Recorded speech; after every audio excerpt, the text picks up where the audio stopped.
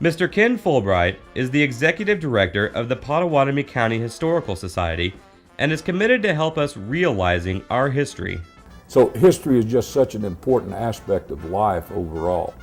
It's a very important part of our education and what we can do to help preserve and protect that history as we go forward, because 100 years from now, you're going to have that group that's going to have their history that they are going to need to continue. We already do things now for students to come through and have a look at how things used to be and so forth. That will just be enhanced because of space and because of additional exhibits. Possibility of doing electronic presentations is good. You know, we have lots and lots of pictures. We might be able to digitize them and put them in some sort of organized form that would be available for people, both to see while they're at the museum and perhaps to purchase copies. We want to emphasize the educational function of a museum there, which we're very cramped and impeded in doing here in this building. This museum was never this building was never designed to be a museum. It was and is still a railroad depot.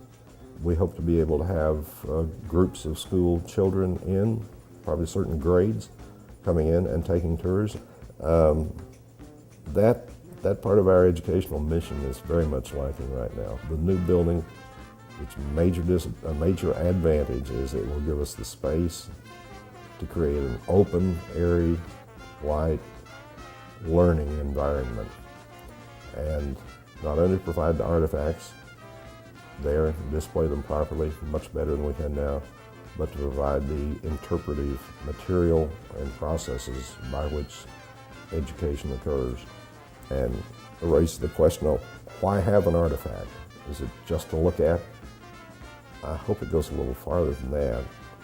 I hope the younger generation, say an 8-year-old comes in here and he looks at some old object and he may not even have any idea what its purpose and function was, what its role in his grandparents' life was, just by looking at it.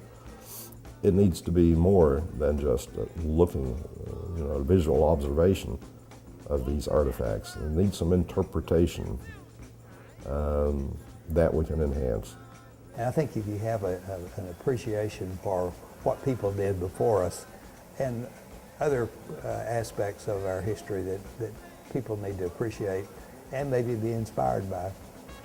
Now there's no place to store things and there's no place to process things, and yet we have people wanting to give us items, artifacts for the museum. So we need additional space and need to have space that is really designed for a museum.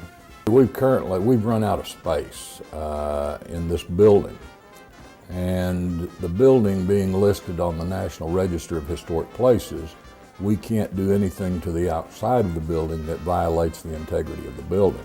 Build an additional new building north of this present building, the old Santa Fe Depot Museum building, a new building in which we can better display and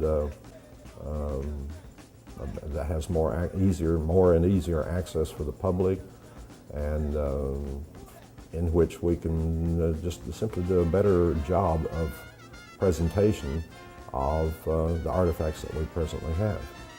The property just north of the depot became available, and we negotiated with the property owner to purchase that property, and decided that what we needed to do was launch a capital campaign to build a new building.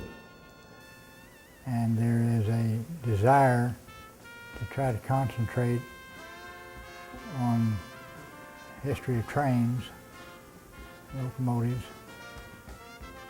and have this as a train museum primarily, this building, and construct a new building immediately north that is architecturally compatible with this building for displays. We hope to about double our space. Well, the financial need comes about almost purely from the standpoint of needing a new building, a new facility.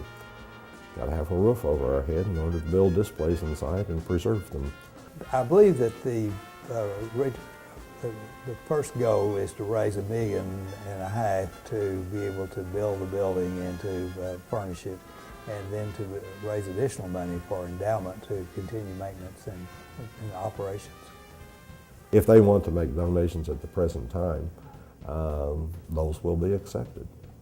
And here at the museum, you can make it here at the museum or call the museum's phone number, and we'll be happy to take that and to acknowledge your receipt of it. If the person is concerned about tax-deductible donations, if it otherwise qualifies for a tax-deductible donation on that person's tax return, it would be the same with Pot County Historical Society. Financially, we're looking at somewhere around $1.5 million, $1.6 million. We certainly won't stop at that because we're not naive enough to think that we're not going to have additional expenses that we don't have now. Obviously, with a larger building, you've got larger utility costs, you've got staffing costs. So we're looking at making a part of this an endowment fund where we can use the earnings from that fund for operational costs for the new building.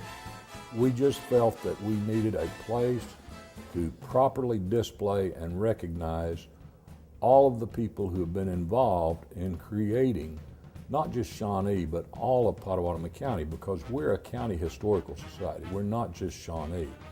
We have displays in here of Asher, Brooksville, Wanette, McLeod, just virtually all of the counties or towns in Pottawatomie County.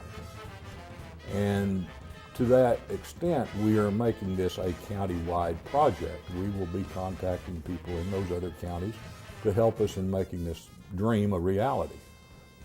This is a needed project. It's not just something that we had a wild dream about, that it's a dream project.